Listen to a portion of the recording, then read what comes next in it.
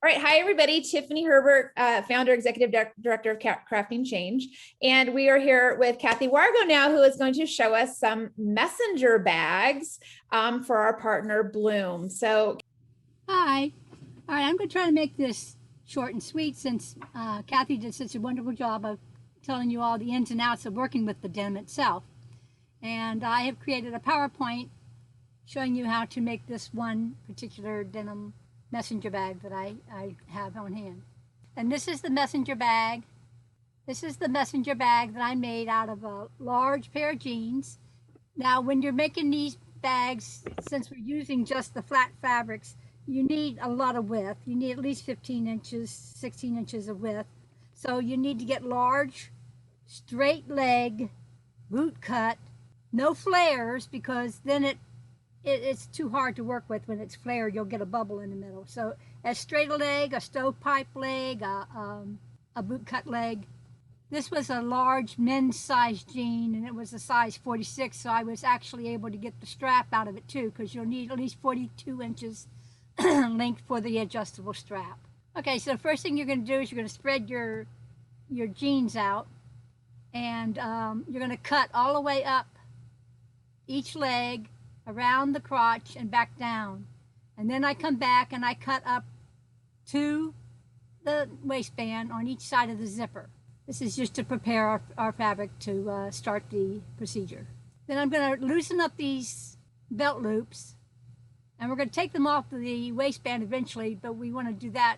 These can just be cut because it doesn't matter, but these up here, you want to take a seam ripper and do it so you don't mess up if you want to use your waistband for your strap. And then this is it all cut off. And you cut it very, very close without cutting into that lower seam where it's top stitched.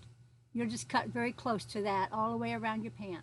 And eventually you'll be cutting off right here where the button is, and you'll be cutting off right buttonhole is. Next, what we're going to do is we're going to remove the pockets from the back end. Again, just seam rip them off or cut around as close as you can to that, and then cut out the inside fabric. Now you're going to lay your leg out that you've already cut out. It's now one piece, so it's one layer. And taking at the very bottom of the jean where the hem is, we're going to take a piece that's 13 inches high by 15 inches wide. And that's going to be the flap of your bag. We're going to keep this hem on the bottom intact. Then on top of that, at the top of that same leg, you can cut another piece out that's 15 by 13. That's going to be the back of your bag. And then on the other leg, you can cut the hem off the bottom and cut one more piece. So you'll have three pieces exactly the same size. One will have the hem intact. You'll also choose something for a lining fabric and cut three pieces of lining fabric the same size. Now, out of the rest of the fabric that you have left over, you need to make your bottom gussets and your side gussets. I made these pieces for this particular bag. The side pieces are 13 inches high by 2.5 inches wide, and the bottom piece is 15 inches by 2.5 inches. I think I would maybe make that 3.5 rather than 2.5. It seems a little bit thin for what these kids are going to be putting in it. But I would say between 2.5 and 3.5 inches should be fine. So if you have to fudge that a little bit because you're running low on fabric, that'll work. Okay, so now you're going to take whatever piece that does not have the hem on the back that you want to be the back of your bag. You're going to pin your cutout pockets on. Then you're going to sew them in place right over top of those same top stitching lines that are on from the original pocket. Then next we're going to start putting the gussets on. So we're going to take the bottom gusset, the 15 by 2.5 inch piece, and we're going to sew it to the bottom of the back. And then we're going to take the top and we're going to sew it to the other side of it. So it will look like this third picture on the right.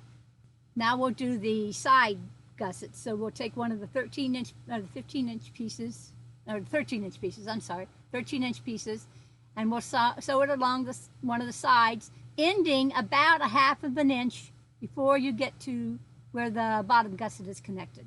Then you'll do the same thing. You'll take the other side and you'll sew it to it also to about 1/2 inch before you get to the end. Then you'll refold that and you'll sew the side gusset to the bottom gusset. This is all 1/2 inch seams too. And this is what it's going to look like when you finish that side. Then you'll do the other side the exact same way. Now, next we're going to work on the flap. Now we're going to take one piece of the lining and we're going to turn it under 1/2 inch or so and just give it a good hem across one edge. Then we're going to put it right sides to right sides on the flap, and we're going to sew down each side, leaving the bottom and the top open. Then we're going to turn it right side out, smooth it all out real good so that the bottom that you hemmed on the lining material comes just right above that hem on the bottom. Then you're going to top stitch down each side across the bottom above that hem and back up the other side. Then we're going to baste across the top close to the edge just to keep that lining from shifting later on when we go to put it on the actual bag. Now we're going to work on the internal lining. You're going to take the second piece of the lining fabric and you're going to turn it down about 1/2 inch and then turn it down again about 1/2 inch and just hem it along the bottom edge, and then I top stitch it along the top also. Just gives it a nice firm edge on the top and it doesn't wear out as much when they're putting things in and out. Now on your final piece of lining fabric, you're going to measure down 4 inches from the edge and you're going to place this piece that you just hemmed right there along that 4 inch all the way across. And I usually try to pin it in place so that it doesn't shift. Now you're going to find the middle of that whole piece. I usually just fold it in half and give it a good iron right down along that edge, and that'll give you a line. When you open it back up, you're going to sew right down that line, and that's going to make 2 pockets for your internal and your lining inside. Then once you've sewn down the middle, you're going to go right down the left and right side, just a basting stitch close to the edge, just to keep it from shifting. Now when you turn it over, you're going to notice that the bottom is still open, but you're going to notice that one piece is longer than the other because of the folding we did here, and we just cut them all out the same piece. It was just easier to do it that way. So just trim that, whatever is left over on that one side, just trim it off so they're both the same length. Then you're going to sew in from each edge about 1.5 inches to 2 inches, leaving a large hole in the middle, kind of like the third picture there. That's going to be what you're going to turn the whole bag through once you get it put together.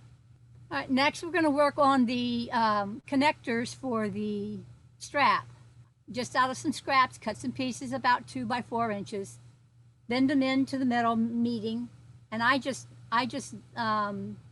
zigzag right down each side just to keep those in place. Then you just slip them through your D-ring. You're going to find the side of your bag, that gusset area, the middle of that gusset area on the side of your bag, and you're going to pin that piece that you just made with the D-ring in it, and then you're just going to baste it right along the edge there, keep it intact.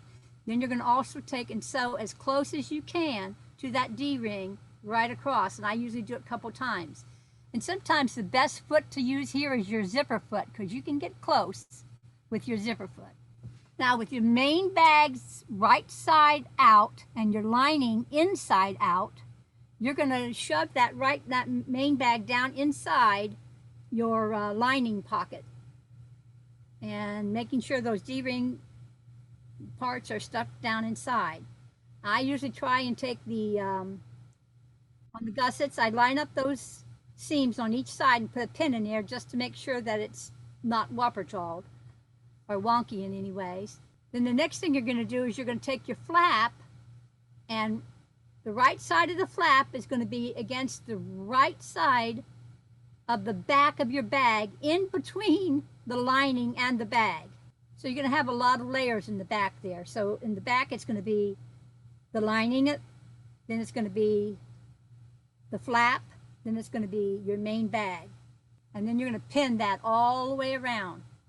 Then you're going to sew 1/2 inch seam all the way around that bag, making sure all those pieces didn't shift and go, and you didn't miss one. Then it gets kind of tough there back to the back where you have your flap, and right where the flap starts it ends. I usually go over that area several times. I back up and I stitch back and forth several times slowly, because you're going to have some thick blue jean there and you don't want to break a needle. And then just for safety's sake, I do a second seam all the way around about 1/4 inch from there, and you can zigzag it if you want at that point, or you can just do a regular, but that's going to give it a much stronger hold. If the first seam rips, then the second seam is going to keep it from falling completely apart, and it'll help to keep it from raveling. Now you're going to reach down in and find that hole you left in the lining of the bag, and you're going to start birthing your bag, or pulling it out through that hole. Once you get it out, and you're going to tuck that lining back down inside your main bag, and then fingering along the edge of the bag and the lining, make it as smooth as possible, just pinning the whole front. When you get to the back, you're going to have to lay it flat, so the flap's going to go out one direction, your lining and your main bag the other direction, and just get that lining tucked down in the bag as much as possible. And I pin it, like in the middle picture, across that seam right there to keep that in place. So then you're going to go back and you're going to top stitch all along the front of the bag, and then all along the back between the flap and the main bag, just under the seam, actually on the main bag, not on the flap. Once you've got that done, reach back in, pull that lining back out and find that hole and close it up. And your bag is done except for the strap. Now, there are different ways to make the strap. This particular one I did cut off the waistband, and I made the strap out of the waistband using a slide and D-rings. But you can also do what I do a lot of times is anytime I find an old laptop bag or a purse or something that has a crossbody strap on it, especially if it has those little connectors on the ends and the slides, I keep them. I take them off. If they're still in decent shape, I'll keep them and throw the purse away. You can also just use plain old strapping, like in this picture that looks like camouflage there. That's just strapping, and you can put D-rings on each side of that, and you can put a slide on that to make it adjustable. And there's your bag. Now, the slides that you need to make them adjustable,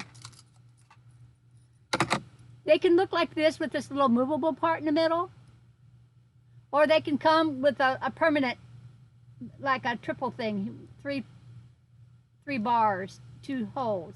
Sometimes this doesn't move, sometimes this moves. And this is what you use to make it adjustable. And most of the time they tell you exactly on the package how to put them on your strap to make it adjustable. You can also, when Kathy was talking about using your excess denim to make your straps, you can also do that. You can piece it together till you get a piece long enough. Like I said, the straps need to probably be at least 40 to 42 inches. And she showed one where she just folded the edges under, and then she took a piece of fabric and she folded those edges under and sewed them together. Well, you could also just take the ones that's folded under and get you some nice heavy-duty ribbons and just put that on there and edge stitch down each side. Then you don't have to worry about folding the other fabric on. And I always have lots of this stuff around. I'm always finding it in cheap somewhere. Or you can just dress them up with a little ribbon. Now, we can also make this in just plain flat fabric. It's the same process. You just don't have to cut out the pants. It's much easier actually with flat fabric. And I suggest you use a nice bottom weight fabric, a duck fabric.